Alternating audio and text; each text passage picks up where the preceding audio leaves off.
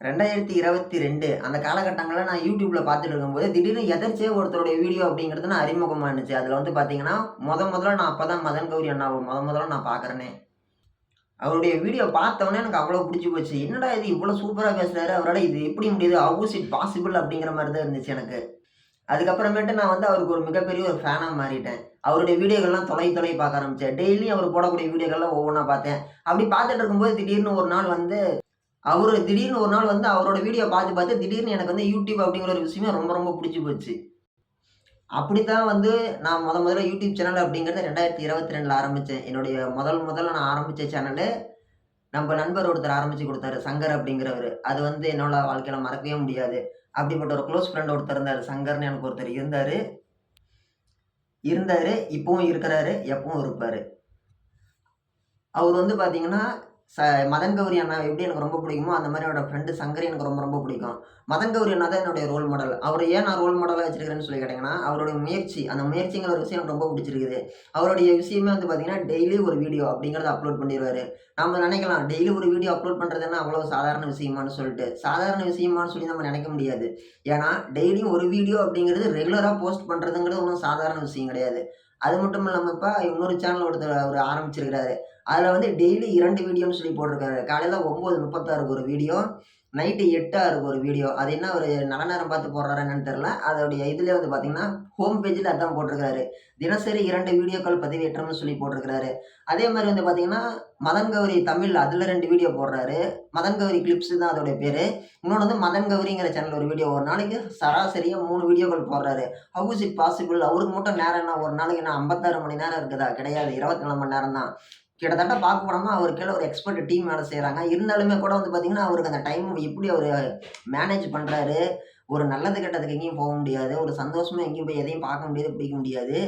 எப்படி அவரு பண்றாருன்னு தான் தெரியல. ஆனா உண்மையாலுமே ஒரு பாராட்ட வேண்டிய விஷயம். ஒரு ஆச்சரியப்பட வேண்டிய விஷயம் இது எல்லாமே. மதன் கௌரி அண்ணா, நான் உங்களால தான் வந்து பார்த்தீங்கன்னா, யூடியூப் சேனல் அப்படிங்கிறத ஆரம்பிச்சிருக்கிறேன். என்னோட ரோல் மாடல் நீங்க தான். உங்கள பார்த்து தான் நெறைய விஷயங்கள் வந்து நான் கத்துக்கிறேனே. எப்படி எப்படி பேசணும்? எப்படி எப்படி நம்ம ஒரு சில கருத்துக்கள சொல்லணும்? இதெல்லாம் நான் உங்கள பார்த்து தான் நான் கத்துக்கிறேனே. அவர்ட்ட இருந்து கத்துக்கிட்டத வச்சு தான் நான் வந்து டெய்லியுமே வந்து தினசரி ஒரு வீடியோ போடணும்னு சொல்லிட்டு முயற்சி பண்ணி போட்டுட்டு இருக்கிறேன். இதுல நம்ம இடையில வீடியோ போட்டுட்டு இருக்கும்போது நெறைய பேர் வந்து நம்மள வந்து குழப்புவாங்க. அதெல்லாம் யார் சொல்றதையும் நம்ம காதுல வாங்கிக்கவே கூடாது. நெறைய என்னப்பா குழப்புவாங்கன்னு சொல்லி கேட்டோம்னா, நீங்க வீடியோ போடுறீங்கன்னா, உங்களோட பேக்கிரவுண்ட் அருமையா இருக்கணும். உங்க கையில வாட்ச் கட்டியிருக்கணும். நீங்க வந்து மைக் வச்சிருக்கணும். நீங்க வந்து ஃபோன் வச்சிருக்கணும். ஆண்ட்ராய்டு ஃபோன்லாம் இருக்கு. ஃபோன்ல பிடிக்கக்கூடாது. கேமரால பிடிக்கணும். உங்களுக்கு பேக்கிரவுண்ட் அருமையா இருக்கணும். உங்களுக்கு வந்து பார்த்தீங்கன்னா, நீங்க சோஃபால சாஞ்சு உட்காந்து எடுத்தா வீடியோ போடணும். உங்க வீடியோ வந்து HD பிரிண்டா இருக்கணும். 4000 MPHஆ இருக்கணும். அப்படி இப்படின்னு சொல்லுவாங்க.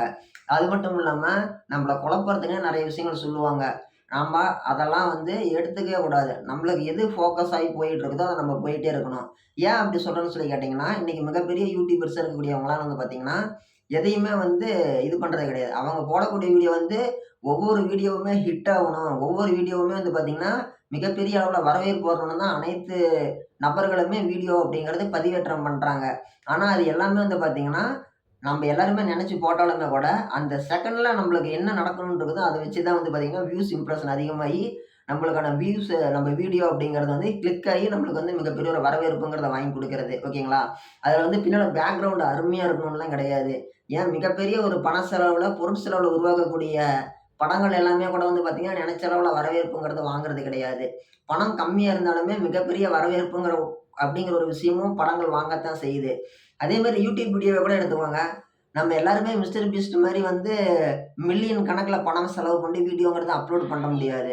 நம்ம மில்லியன்ங்கிற அளவுல பணம் செலவு பண்ணி எடுத்த மிஸ்டர் பீஸ்ட் என்ன எப்படி அங்க ஃபேமஸோ, அதே மாரி மில்லியன்ஸ்ல செலவு பண்ணாம நம்மளுக்கு வீடியோ எடுத்து போடக்கூடிய நபர்கள் வந்து பார்த்தீங்கன்னா, நம்மளுக்கு இங்க பெரிய அளவு இருக்கிறாங்க. யாருன்னு நான் தப்பா சொல்லல. நம்மளுக்கான இதுதான். உண்மை எப்பவுமே எளிமையா தான் இருக்கும். அப்ப மிஸ்டர் பீஸ்ட் என்ன பொய்யான்னு சொல்லி கேட்காதீங்க. அவரு வந்து அவரும் உண்மையான ஆளு தான். அவரும் உண்மைய தான் செய்றாரு. அதே மாரி நான் சொல்ல வர்றது என்னன்னா, நம்பகிட்ட என்ன இருக்குதோ அத வச்சு நம்ம பண்ணணும். அத விட்டுட்டு நம்ம எதையோ தேடிட்டு போகக்கூடாது. இருக்கிறத வச்சுட்டு தான் நம்ம சிறப்போட வாழ முயற்சி பண்ணணும். ஓகேங்களா? அத விட்டுட்டு எனக்கு இது வேணும், அது வேணும் அப்டின்லாம் இது பண்ணக்கூடாது. நான் மதன் கௌரி அண்ணாவ புடிச்சு போய் தான் நான் மொதல்ல ரோல் மாடலா நான் YouTubeல வீடியோங்கிறது பண்ணும்போது, ஃபர்ஸ்ட்டு ஒரு இதுவரைக்கும் நான் வந்து ஒரு 3, 4, 5 சேனலு ஓ ஓப்பன் பண்ணி கிரியேட் பண்ணியிருக்கிறேன். அதுல வந்து பார்த்தீங்கன்னா, ஒவ்வொரு சேனல்லயும் ஒவ்வொரு விஷயம், ஒவ்வொரு நேரத்திலயும் ஒவ்வொரு தடவ கத்துக்கிட்டு, அதுக்கப்புறமேட்டு தான் இந்த சேனல் நம்ம கிரியேட் பண்ணி நம்ம வீடியோங்கிறது போட்டுட்ருக்குறோம். ஒவ்வொரு சேனல்லையுமே நம்ம வந்து ஒவ்வொரு விஷயங்கள கத்துக்கிறோம். இன்னும் நம்ப கத்துக்க வேண்டிய விஷயங்கள் அப்படிங்கிறது கடல் அளவு இருக்குது. அவ்வளோ விஷயங்கள் இதுல வந்து ஒளிஞ்சு கிடக்குது, மறைஞ்சு கிடக்குது. நம்ம கத்துக்கிறதுக்கே வந்து இன்னும் சில நாட்கள் ஆகும் மாட்ருக்கு. நாட்களும் ஆகலாம், மாதங்களும் ஆகலாம். அந்த மாரி தான் இருக்குது. உண்மையாலுமே இதுல ஒரு முக்கியமான வரவேற்கத்தக்க விஷயம் என்னன்னு சொல்லி கேட்டோம்னா, நம்ம முயற்சிங்கிறது எப்பவுமே செஞ்சுக்கிட்டே இருக்கணும். நம்மளுடைய முயற்சி தான் வந்து நம்மள எப்பவுமே வந்து என்ன பண்ணும்? ஆக்டிவா வச்சிருக்கும்.